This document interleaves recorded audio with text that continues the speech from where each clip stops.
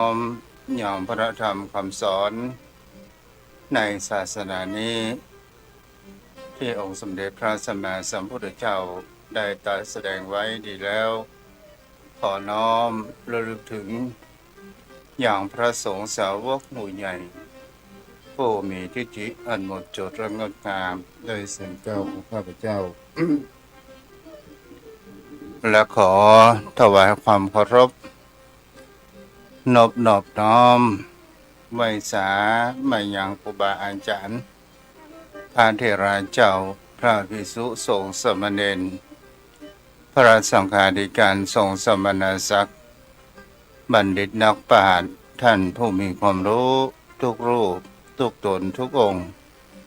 มาโดยความเคารพและขอเจริญสุขเจริญธรรมมายังพ่อออกไม่ออกศรัทธาโยมพ่อโยมแม่พ่อหมอนแม่หมอนพ่ออุ้ยแม่อุ้ยพี่ป่านะอาท่านผู้ฟังผู้มีบุญทุกท่านที่ติดตามรับฟังธรรมะยามแรงทางสถานีวิทยุพระพุทธศาสนาเพื่อการศึกษาพระพุทธศาสนาและวัฒนธรรม104.5 เมกะเฮิรตซ์วันนี้ก็มาอยู่กับกันในการออกรายการในวันนี้อาจจะราช้าหน่อยนึงเพราะว่าทางด้านข้างเครื่องเสียงของตัวเจ้าทางหูฟังมันเสีย เจ้าพ่อเจ้าแม่ท่านผู้ฟังวันนี้พอก็มาอยู่กับกันในวันพัดที่8เดือนพฤษภาคมพุทธศักราช2568ในการออกวิทยุในวันนี้ก็ในการส่งลิงก์สัญญาณไปณสถานที่ตั้งสถานีวิทยุพระพุทธศาสนาแห่งนี้ก็คือวัดไฟหินตำบลสุเทพอำเภอเมืองจังหวัดเชียงใหม่ได้รับความเมตตาธรรมจากท่านอาจารย์พระครูสมุวิศวัตรวรกิจโจผู้บริการที่มีแห่งคำว่าเมตตาธรรมและมีจิตใจในการเผยแพร่พระพุทธศาสนามาด้วยดีตลอด ซึ่งตนตัวอาตมาภาพพระครูไพศาลสูตรกรเจ้าอาวาสวัดทุ่งพระเกศตำบลหนองหานอำเภอสันทรายจังหวัดเชียงใหม่ออกในนามของคณะสงฆ์จังหวัดเชียงใหม่และในนามคณะสงฆ์อำเภอสันทรายฝ่ายเผยแผ่โดยการนำของท่านอาจารย์โดยการนำพระเดชพระคุณหลวงพ่อพระครูกุศลธรรมวิจัย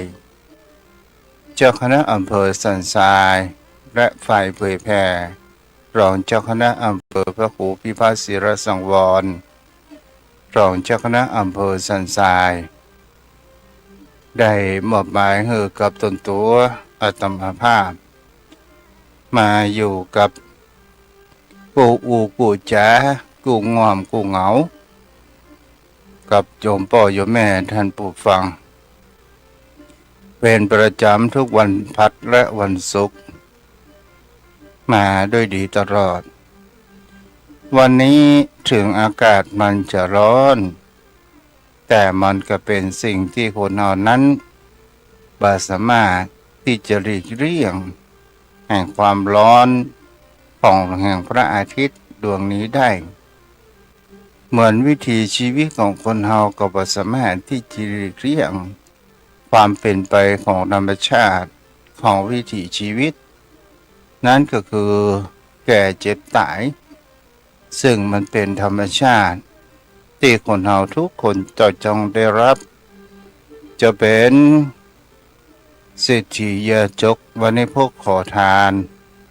ก็จะต้องได้ประเจอเหมือนกันทุกคนเหมือนกับดวงแห่งพระอาทิตย์ฉันใดชีวิตของผู้คนก็ฉันนั้นพระอาทิตย์บอกเกิดที่จะเลือกว่าผู้คนนี้จะเป็นเศรษฐีจะเป็นกษัตริย์ จะเป็นพ่อค้าจะเป็นบริโภคขอทาน แต่สิ่งที่บุคคลเฮานั้น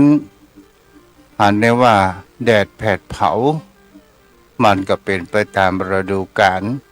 ของมันนั่นเองวิถีชีวิตของคนเฮามันก็มีแห่งเขามาสุขพ่องทุกข์พ่องมีกินพ่องบ่มีกินพ่องเป็นหนี้เป็นสินพ่องบ่มีหนี้บ่มีสินพ่องบางวันก็สบายบางวันก็มีความเจ็บป่วยเมื่อยไข้ต่างๆนานาเข้ามาเบียดเบียนนี่ก็คือเป็นธรรมชาติของความเป็นไปของมนุษย์ของคนเฮาแต่สิ่งที่คนเฮานั้นควรจะระลึกถึงอยู่เสมอว่าทุกสิ่งทุกอย่างบนโลกใบนี้เฮาบ่สามารถที่จะให้มันสมปรารถนาดังที่เฮาคิดนั้นได้คือเฮาหัดปล่อยวางดวงสงพ้องปล่อยวางในที่นี้ก็คือปล่อยวางแห่งความยึดมั่นถือมั่นว่าทุกสิ่งทุกอย่างไอ้หยังมันจะเหมือนได้ดังใจไปเสียทุกเรื่องมันบ่มีในโลกนี้แม้กระทั่งวิถีชีวิตของคนเฮาก็ตามยกเว้นองค์สมเด็จพระสัมมาสัมพุทธเจ้าเอาจะหาว่าคนดีสุดขั้วก็หาได้ยากเร็วสุดขั้วก็หาได้ยากแต่คนเฮานั้นมีดีพ่องเสียพ่องปะปนกันไปเป็นธรรมชาติของมนุษย์ของคนเฮาก่อนที่จะเข้าสู่แห่งธรรมะวันนี้จะอู้เรื่องแห่งคำว่าศาสนาเปรียบเทียบและก่อนที่จะได้อู้แห่งศาสนาเปรียบเทียบเกี่ยวกับศาสนาพราหมณ์ศาสนาเชนและศาสนาพุทธเพื่อโยมพ่อโยมแม่นั้นได้รับฟังกันก่อนที่จะเข้าสู่นั้นเราก็มีเรื่องเล่าให้กับโยมพ่อโยมแม่ท่านผู้ฟังโยมพ่อโยมแม่ว่าบางสิ่งบางอย่างชีวิตและประสบการณ์มันเป็นตัวบททดสอบและเป็นตัวบททดลองแห่งความอดทนในวิถีชีวิตของคนเฮาศรัทธาญาติโยมทั้งหลายมีคนขอทานท่านคนหนึ่งซึ่งเป็นคนแก่แต่ไม่ได้เป็นขอทานมาโดยกำเนิด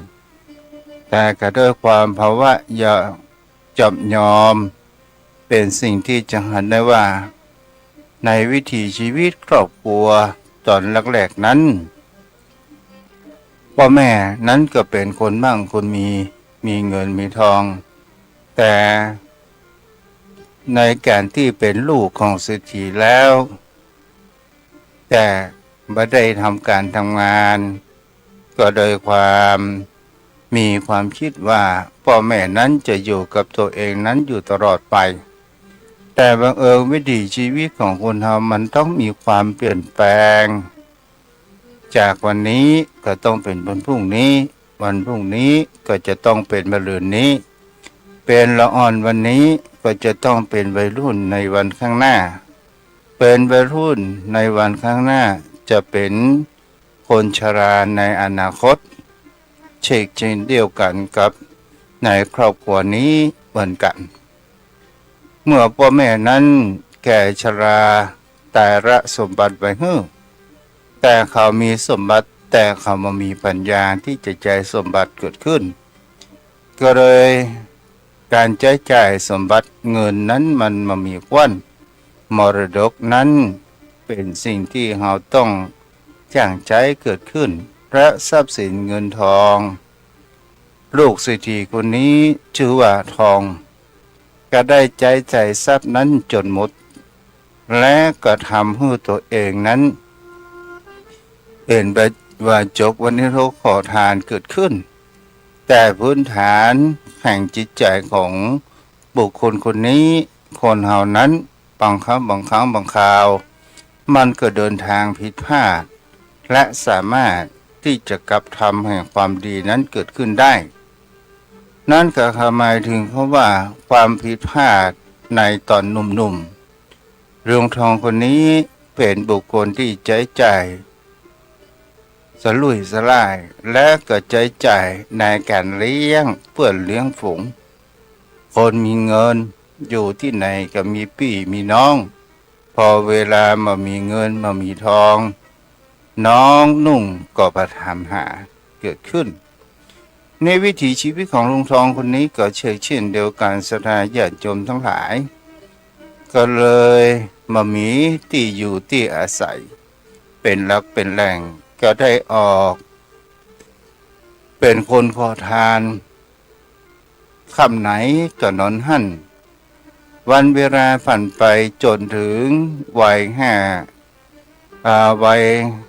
59 ปีศรัทธาญาติโยมทั้งหลายความชราทำความเข้าแก่ก็จะต้องมาเยี่ยมมาเยือนอยู่สม่ำเสมอเกิดขึ้นบางวันก็อิ่มบางวันก็ไม่อิ่มบางวันก็ได้รับดี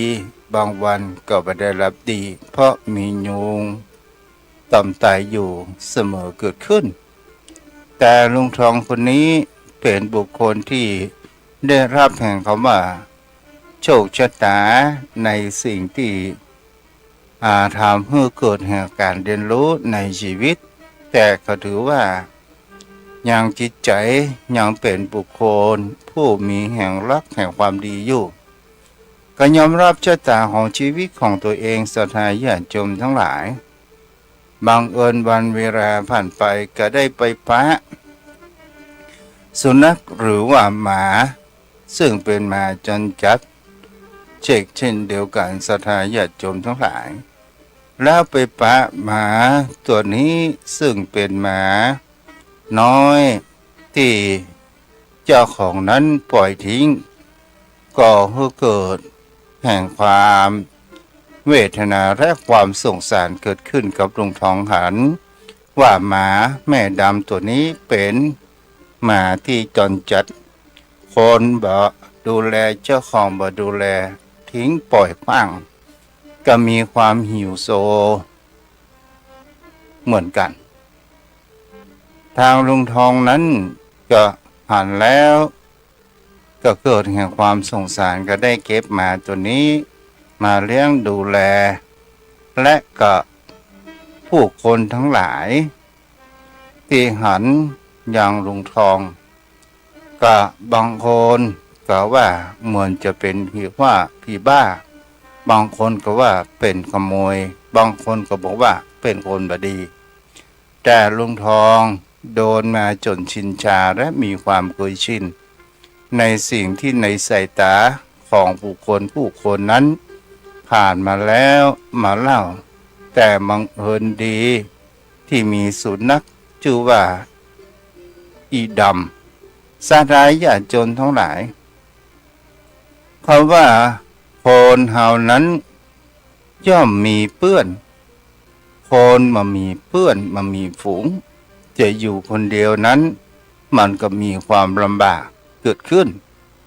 ทีนี้เนี่ยเป็นสิ่งที่จะหาได้ว่าลุงทองกับหมาแม่ดำคนนี้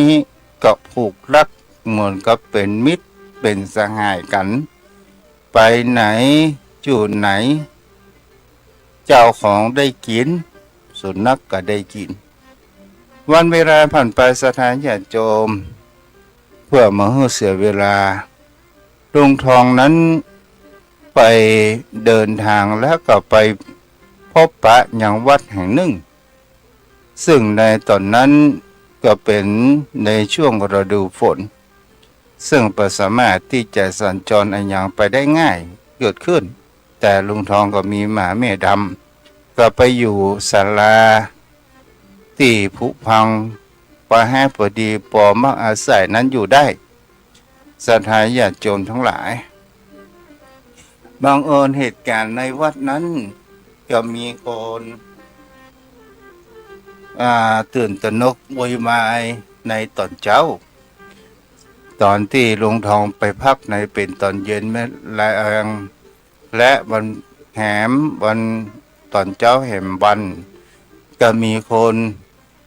โวยวายกันขึ้นมาว่าวัดเฮาสตางค์ในตู้ที่เปิ่นแม่บริจาคเนี่ยใครเป็นคนขโมยพ่อขโมยพ่อขโมยยับขโมยนี่แหละคนหอว่าคนเฮาบางครั้งบางคราวดวงมันไปจับในสิ่งที่พยายามจะให้เกิดขึ้นผู้คนเหล่านั้นศรัทธาญาติโยมทั้งหลายก็หันว่าลุงทองกับหมาแม่ดำก็อยู่ที่ศาลาที่ไก่สถานที่เขารักสตางค์และก็เป็นสิ่งที่คนเฮานั้นหันได้ว่าลุงทองกับหมาแม่ดำก็ด้วยความแห่งความซื่อสัตย์นั้นลุงทองก็บอกว่าลุงมาอยู่นี่บอกให้ไผแล้วไงไม่ได้บอกให้ไผลุงเป็นผู้ต้องสงสัยไปในตัวสดายญาติโยมทั้งหลายหมายก็ถึงว่าตอนนี้วัดเฮามีขโมยขจรลุงฟังห้ามออกไปที่ไหนลุงอยู่ที่นี่ก่อนแล้วเจ้าอาวาสนั้นก็มาถามโยมลูกที่ไหนมาลุงท้องก็บอกไปถามว่าผมลูกจาก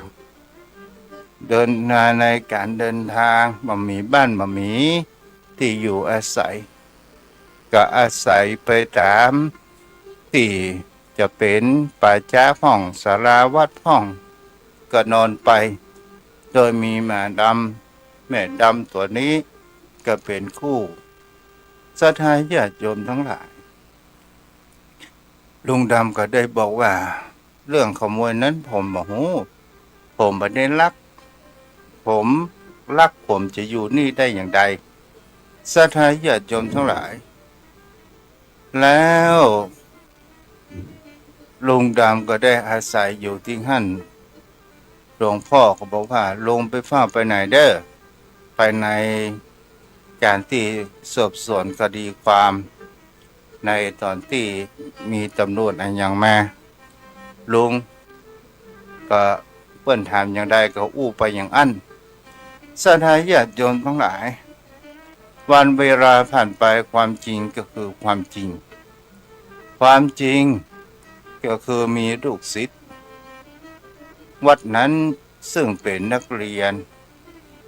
แล้วก็ได้ลักเงินในตู้เอาสตางค์ไปซื้อเกือบผ้าใบเพื่อที่จะไปเรียนหนังสือชื่อว่าจ่อยทีนี้จ่อยเป็นลูกศิษย์ของวัดนี้แล้วก็หันว่าผู้คนทั้งหลายกับพ่อแม่พ่อตาลุงทองและก็มองลุงทองนั้นผิดไปเป็น3 วันพอดีเมื่อ3 วันแล้วจ่อยก็ได้รับสารภาพว่าผมนั้นเป็นคนที่ขโมยเงินในตู้นี้ไปซื้อเกือบซื้อรองเท้าเพื่อที่จะเอาไปโรงเรียนหลวงพ่อก็บอกว่าเธอต้องการรองเท้าผ้าใบแล้วเธอยังบอกถามให้ลุงทองที่อยู่ในศาลานั้นได้รับการเป็นผู้ต้องสงสัยเมื่อเหตุการณ์ขี้คายนั้นศรัทธาญาติโยมทั้งหลายจากนั้นหลวงพ่อก็ได้ฮ้องลุงทองพร้อมด้วยสุนัขผู้รู้ใจก็ได้ไปที่ยังกุฏิเจ้าอาวาสก็ได้ถามว่าลุงต้องการทำงานหรือไม่ลุงทองก็บอกว่าต้องการค่ะลุงต้องการเงินเดือนสักเท่าใดลุงทองก็บอกว่าผมต้องการเพียงแค่ข้าวปลาอาหารต้องหั่นเงินทองจะให้หรือไม่ให้ก็แล้วแต่หลวงพ่อจะเมตตา ตั้งแต่นั้นมาศรัทธาญาติโยมทั้งหลายลุงทองกับสุนัขแสนรู้ก็ได้อยู่วัดแห่งนั้นลุงทองก็ได้เพียวปัดกวาดอย่างลานวัดลานวาเกิดขึ้นต่างๆนานาแล้วก็มีความอยู่เป็นดีเกิดขึ้นศรัทธาญาติโยมทั้งหลายนี่เราจะเห็นได้ว่าความซื่อสัตย์และความจริงเป็นตัวประกันให้กับชีวิตของคนเฮาทำให้คนเฮานั้นตกน้ำบ่ไหลตกไฟบ่ไหม้ความผิดพลาดของคนเฮานั้นมีเหมือนกันทุกคนแต่อย่างให้มันผิดพลาดซ้ำแล้วซ้ำเล่าเฮาจงลุกขึ้นมาเพื่อตั้งหลักใหม่และสู้ต่อไปสถานญาติโยมตอนนี้ต่างแม่โจ้ฝนตกเนาะฟ้าห้องฝนตกต่อมาก็จะมาเกี่ยวกับแห่งเขาว่าที่ได้เกิดนามเมื่อกับโยมพ่อโยมแม่ท่านผู้ฟังกันถึงเขาว่ามันมีอยู่ในไตรภูมิพระล่วงและเป็นสิ่งที่พระเดชพระคุณพระพุทธโฆษาจารย์ปอ.ประยุตโตก็ได้มาวิเคราะห์ไต่ตองในเกี่ยวกับไตรภูมิพระล่วงนี้เกิดขึ้นในที่นี้ตัวเจ้าลูกตุก็จะเกี่ยวกับในแง่แห่งความที่แห่งความเชื่อหรือและรักแห่งการที่แห่งคำว่าศาสนาเก่าดั้งเดิมของประเทศอินเดียก็คือศาสนาพราหมณ์เป็นศาสนาหลักของในประเทศนี้ตลอดจนถึงศาสนาเซนหรือนิโคนาตบุตรวันนี้ก็จะมาในเกี่ยวกับเรื่องแห่งคำว่ากลัมศรัทธาญาติโยมทั้งหลายเราจะเห็นได้ว่าพระพุทธองค์แม้ถึงจะเกิดอยู่ในวรรณกษัตริย์อยู่ในศาสนาพราหมณ์ครั้งเป็นเจ้าชายสิทธัตถะเกิดขึ้นแต่เป็นสิ่งที่เราจะเห็นได้แห่งประการหนึ่งว่าเมื่อพระพุทธองค์นั้นตอนเป็นเจ้าชายสิทธัตถะได้หันแห่งความเหลื่อมล้ำของคำสอนของศาสนาดั้งเดิมเกิดขึ้นและเป็นสิ่งที่จะหันแห่งประการว่ารักธรรมศาสนาดั้งเดิมจะมี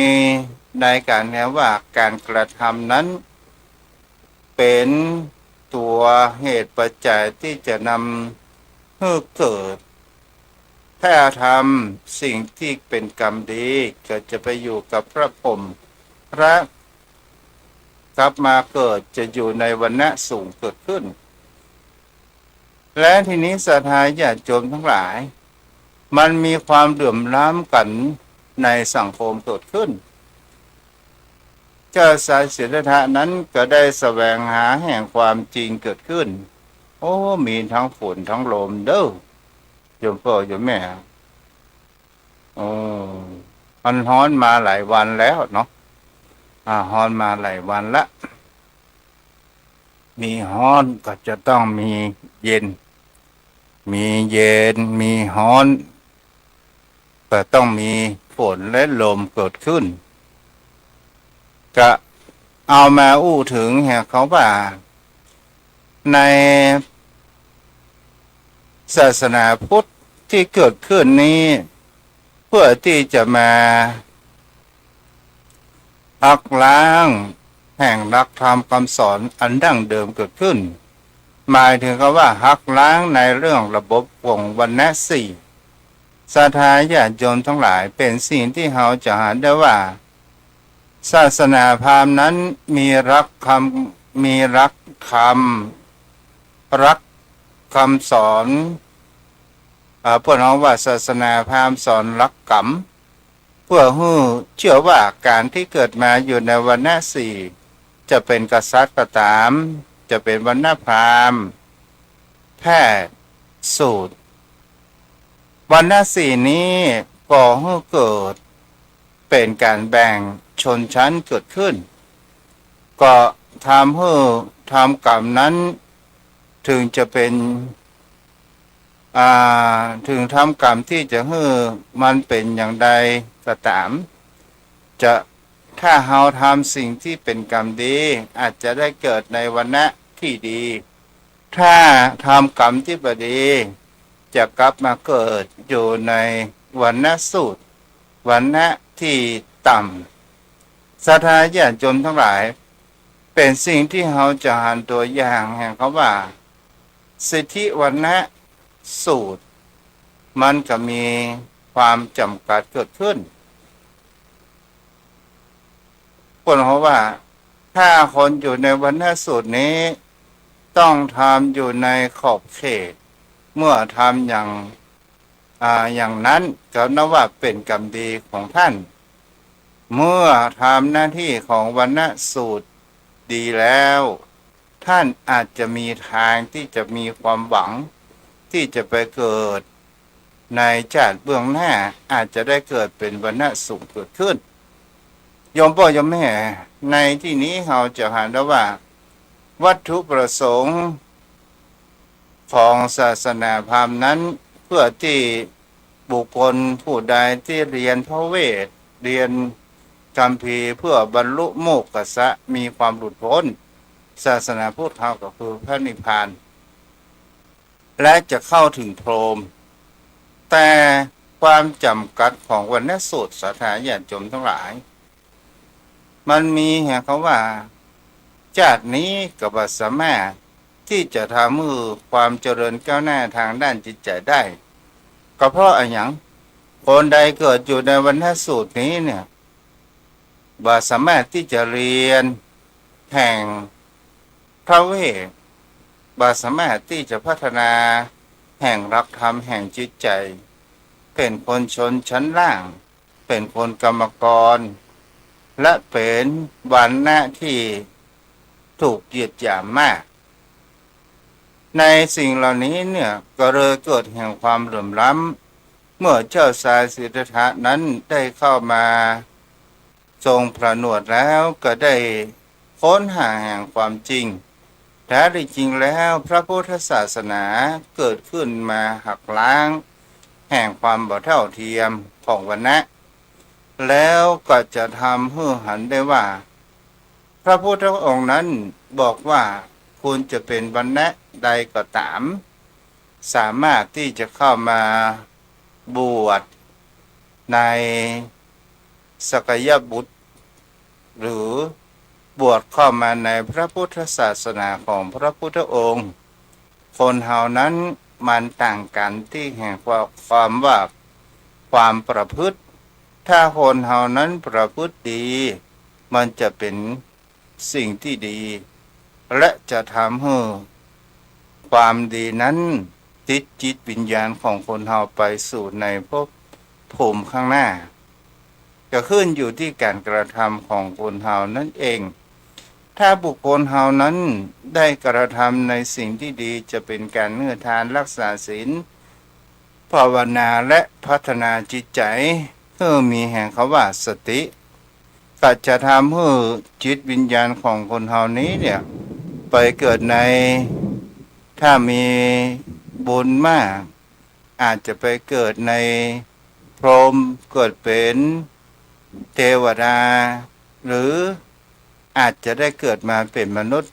ตลอดจนถึงการที่จะได้บรรลุมรรคผลนิพพานในอนาคตเกิดขึ้นแต่ถ้าว่าเราทำสิ่งบดีมันก็เข้าไปสู่ในอบายภูมิในแห่งคำว่าภูมิทั้งสี่เกิดขึ้นศรัทธาญาติโยมทั้งหลายถ้าเรามาวิเคราะห์กันแล้วทางศาสนาพราหมณ์มันก็มีแห่งเขาว่าเทพมีพระพรหมและมีการเปลี่ยนแปลงก็คือมีพระศิวะพระนารายณ์พระอิศวรอย่างนี้พัดเวียนกันเป็นองค์ศาสดา แต่พระพุทธศาสนาของคนเฮานั้นพระพุทธองค์บอกว่าทุกสิ่งทุกอย่างมามีแห่งความว่าจีรังและอย่างยืนเป็นรักธรรมแห่งความจริงเกิดขึ้นโยมพ่อโยมแม่เฮาก็ลองดูสังเกตแม้กระทั่งความเป็นพญาอินทร์ถ้าภาษาทางพระก็เรียกว่าท้าวสกะท้าวสกะนั้นก็ต้องมีความเปลี่ยนแปลงเกิดขึ้นตลอดจนถึงเทวดาที่เราได้ยินอยู่เสมอว่าเมื่อเหงื่อรักไหลออกไปว่าหมดอายุไขในความเป็นเทวดาผู้คนเฮาก็ตามศรัทธาญาติโยมทั้งหลายเฮาก็จะเห็นได้ว่าไผจะเป็นอมตะพ้องแม้กระทั่งนักวิทยาศาสตร์จะค้นคว้าหาสิ่งที่จะทำให้ชีวิตยืดยาวเกิดขึ้นมันก็มามีภัยที่สามารถจะทำสำเร็จได้นี่แหละเป็นสิ่งที่คนเราจะเห็นได้ว่าพระพุทธศาสนาเกิดขึ้นก็เพื่อที่มาแห่งคำว่ามาหักล้างแห่งวรรณะสี่และมาอยู่ในแห่งความว่าการสิ่งที่จะเป็นอันหยังชาติกำเนิดท่านเป็นอันหยังแต่สามารถที่จะทำสิ่งทำดีก็เป็นคนดีทำชั่วก็จะต้องเป็นคนชั่วเป็นคนขยันหมั่นเพียรพัฒนาทางด้านจิตใจก็ก่อให้เกิดบรรลุธรรมอันอย่างนั้นเกิดขึ้นได้เพราะว่าอยู่วันณะใดก็ตามนี่เป็นสิ่งที่บุคคลเฮานั้นสังเกตและพิจารณาเห็นได้ว่าวิถีชีวิตของคนเฮานี่แหละศรัทธาญาติโยมทั้งหลายมาจนถึงในปัจจุบันในการระบบแห่งเขาคำว่าวันนะถึงในวิถีชีวิตของคนเฮาก็ตามเฮาจะหาได้ว่าบุคคลท่านใดเป็นเศรษฐีบุคคลท่านใดเป็นคนธรรมดาบุคคลท่านใดเป็นคนที่ต้องรับใช้เป็นทาสวันหน้านี้ก็คือระบบศักดินาที่เฮาได้หันในมาก่อนที่ราชการที่5นั้นเปิ้นทรงเลิกทาสนี่แหละศรัทธาญาติโยมทั้งหลายวันนะเนี่ยเป็นสิ่งที่คนเฮานั้นแม้กระทั่งต่างประเทศคนขาวเอาคนดำมาเป็นทาสและก็เป็นสิ่งที่มามีความเท่าเทียมกันเกิดขึ้นและในวิถีชีวิตปัจจุบันระบบศักดินาในประเทศของเฮานี้เนี่ยยังบ่ครบ100 ปีศรัทธาญาติโยมทั้งหลายครบ100 ปีหรือว่าครบแล้วเนาะให้ครบละราชการที่5แล้วก็เป็นสิ่งที่คนเฮานั้นจะเห็นได้ว่าแต่มันก็ยังมีแห่งคำว่าพฤตินัยอยู่ผ่านที่ไหนเล่าก็คือคนใดมียศถาบรรดาศักดิ์ก็เหมือนกับว่าจะเป็นเจ้าขุนบุญนายบางเขาบางคราวไผ่แต่ต้องมาได้แม้กระทั่งลูกหลานก็ตามบางเขาบางคราวก็ยังจำชื่อพ่อมาได้ตำรวจมายับเฮาหูก่อว่าพ่อเฮาเป็นไผ่อ้าวพ่อคุณเป็นไผ่คุณยังบ่ฮู้ว่าพ่อเป็นไผ่บางครั้งบางคราวมียศถาบรรดาศักดิ์ฮู้ก่อผมเป็นรัฐมนตรีนี่แหละศรัทธาญาติโยมทั้งหลายหาแล้วว่ามันเป็นยังเป็นแห่งคำว่าพฤตินัยเกิดขึ้นมันก็ยังบ่มีความเท่าเทียมกันเกิดขึ้นตลอดจนถึงผู้มีทรัพย์สินเงินทองอยู่มากมายบ้านเฮาเขาว่าเศรษฐีก็หมายถึงบุคคลผู้มีเงินมีทองและคนบ่มีเงินบ่มีทองเพิ่นก็ว่าเป็นคนอับจนเป็นคนมีฐานะ ต่ำมีคนฐานะสูงแต่หอพอทางด้านจิตใจถ้าจิตใจเศรษฐีเมนบุคคลที่มีจิตใจโหดเหี้ยมเยี่ยงเหมือนสัตว์เดรัจฉานเกิดขึ้นถ้าบุคคลผู้มีฐานะมามีเงินมามีทองมากมายพออยู่พอกินพอมีแต่จิตใจอันสูงส่งมากกว่าเศรษฐีโยมพ่อโยมแม่เฮาก็ลองสังเกตว่าพระพุทธองค์นั้นจะโปรดเมตตาและจะยกย่องบุคคลท่านใดก็ต้องยกย่องบุคคลผู้มีฐานะมีอันพอมีพอกินพออยู่ถึงบุคคลที่อยู่ในเกิดมาถึงมีฐานะอย่างจนแต่เป็นคนที่มีแห่งความมานะอดทนมีความขยันหมั่นเพียรเล่าเรียนเรียนหนังสือจนทำให้ตัวเองสร้างฐานะและสร้างวงตระกูลให้เด่นดังนั้นเกิดขึ้นได้ถ้าบุคคลท่านนั้นถึงเป็นใหญ่เป็นโตแล้วแต่บ่ได้ลืมกำพืชลืมภูมิหลังของตัวเองบุคคลท่านนั้นก็ถือว่าเป็นบุคคลผู้ที่มีความประเสริฐและเป็นบุคคลที่ป่นของว่ามีพระคุณมากกว่าพระเดชเกิดขึ้น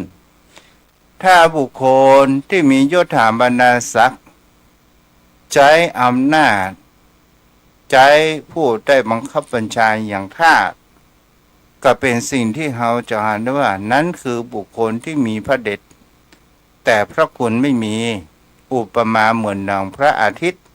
ที่มีความมีความแผดเผามีความร้อนเมื่อพระอาทิตย์รับขอบฟ้าไปมันก็เป็นเวลาในค่ำคืนเกิดขึ้นยศถาบรรดาศักดิ์ก็เช่นเดียวกันมันก็จะต้องมีวันที่สิ้นสุดนั่นก็คือวัยเกษียณเกิดขึ้นแต่ถ้าว่าบุคคลมีทั้งพระเดชพระคุณมันก็มีพระคุณนั้นอุปมาเหมือนดังเหมือนดังจันทร์เพ็ญที่มีความสว่างแต่มีความนิ่มนวลและมันมีความร้อนเกิดขึ้นนี้แหละเป็นสิ่งที่บุคคลเฮานั้นเฮาก็จะเห็นได้ว่าพระเดชพระคุณระบบที่พระพุทธศาสนาเกิดขึ้นเพื่อที่มาปฏิรูปอย่างแห่งเขาว่าวรรณะสี่เพราะว่าบางครั้งบางคราววรรณะสี่นั้นเป็นสิ่งที่โหดในล็อกของพระพุทธองค์เพื่อที่จะทำให้คนเฮานั้นเกิดแห่งความเท่าเทียมและสิ่งที่พุทธองค์สรรเสริญมากที่สุดนั้นก็คือการด้านความประพฤติดีก็จะนำพาสิ่งดีๆเข้ามาประพฤติชั่วก็จะนำสิ่งร้ายๆเกิดขึ้นมาวันนี้ก็พอสมน้ำสมเนื้อกาละเวลาศรัทธาญาติโยมวันนี้ทาง Facebook มีทางแม่ครูภรรยาได้ติดตามเนาะแล้วก็ทางมือถือแต่จะไม่น้อยโทรมากรรมเนาะเป็นว่าฝากไว้เอาละต่อไปก็จะได้สารธรรมกับป้นหนานเด้อลูกโตก็สามารถที่จะรู้ได้เด้อว่าเสียงไปเป็นอย่างใดพ่องวันนี้เนาะก็เพราะว่าหูฟังมันเสียก็เดี๋ยวซ่อหูฟังมาใหม่เนาะ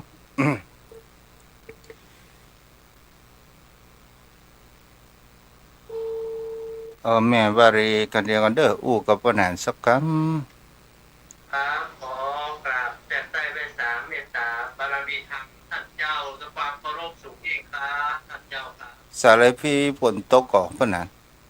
อ๋อมันก็ โอ้โอ้เจ้ายังบ่ตกเตือนเนาะก็เดี๋ยวให้ตกละเนาะ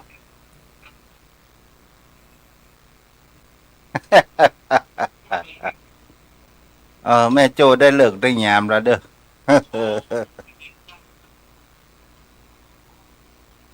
อืมการอยู่วัดนี่โมโหจะไปลบอยู่ไหนลมก็บ่มีไอ้หยังก็บ่มี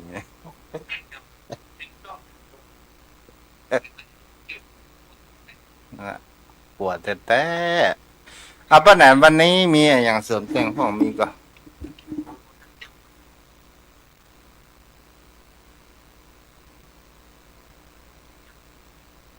เพราะว่ามันออกมัน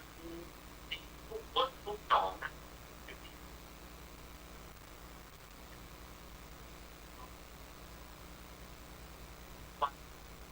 เจ็บ